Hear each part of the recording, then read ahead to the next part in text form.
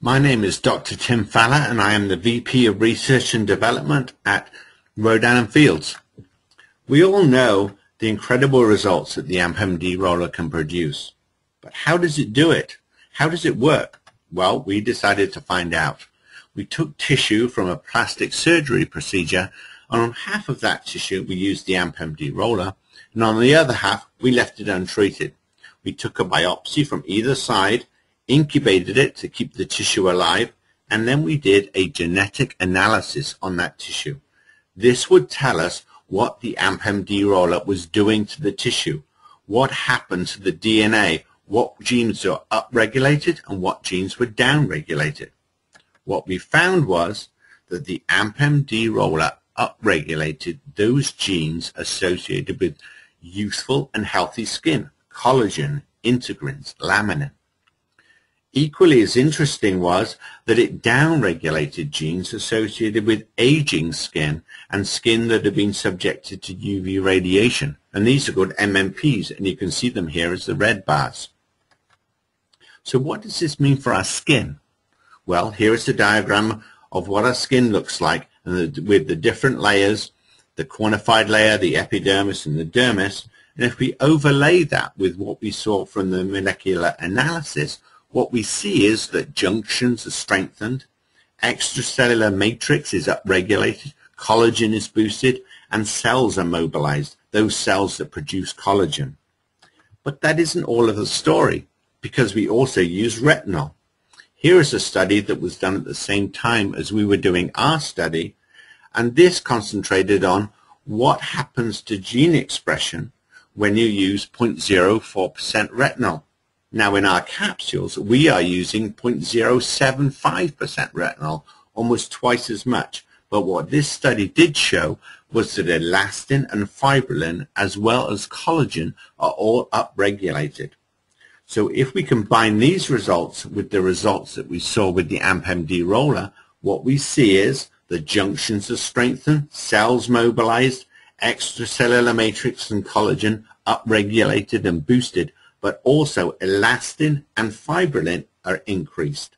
Now, stimulating all of these different aspects of skin will produce the kind of results that we see with the AMP-MD roller.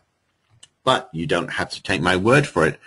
Here we see histology slides actually demonstrating what we see at the molecular level and what we have seen in befores and afters at the histological level. So here we have non-treated skin on the left and the same skin treated with the AMP-MD roller. Two very important things that you can see straight away. Firstly, look at the surface of the skin. It's much tighter on the right. You don't have all of that sloughing off. You don't have blurred definition between the epidermis, which is the dark layer, and the dermis, which is the light layer. Everything is tighter, much better defined on the right-hand side. Very characteristic of young skin. Now remember, these are from the same person. On the right-hand side, you can also see these fingers of dermis that are going up into the epidermis. These are called dermal papillae. If you look at the left-hand side, there are none there. Dermal papillae are very characteristic, in fact, of baby's skin, because what it does is it increases the surface area of the dermis and the epidermis. This is very important because these dermal papillae are the way that the dermis feeds the epidermis. It delivers nutrients and oxygen, both extremely important to young, healthy skin. So basically, we have turned old skin on the left into young skin on the right by using the AMP-MD roller. So what you have seen here is, with the befores and afters, you can see the end result. We know now how that happens from a molecular point of view, and here you can actually see it happening real time with real skin. So how does this play out when we look at a timeline? Well, what we discovered was on day one of using the roller, gene regulation has already started to happen. Good genes are slightly increasing, bad genes are decreasing. So on day one of using the roller, this actually starts to happen. I'm not suggesting that we will see the results on day one, but you can certainly see the process has been initiated. By day 5, it has really taken hold. All of those good genes going up, those bad genes going down. The skin is truly being taught to be healthier and act younger. And this is really the basis of why we see what we see in the histology slides and what we see in our before and after pictures. Now, the doctors have said for over a year now, we should use our rollers for about a year. Well, we have been looking at the rollers throughout that year to see the data points of how long we should use our first roller for.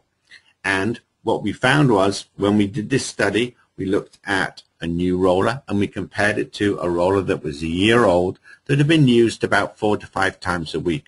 And we looked at each of the needles with an inverted tissue culture microscope.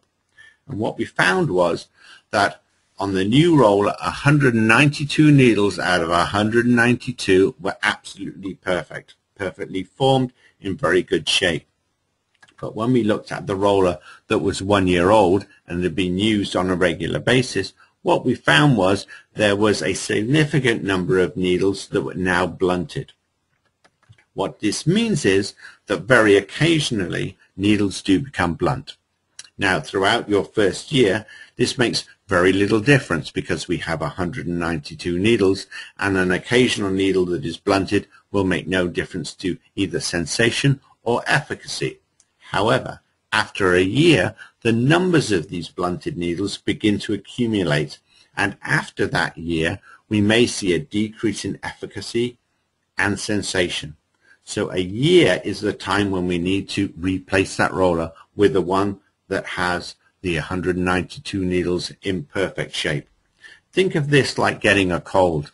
You begin to get a cold, you can feel it in your nose and in your throat, but you don't have a cold yet. Having a roller for a year is exactly like that.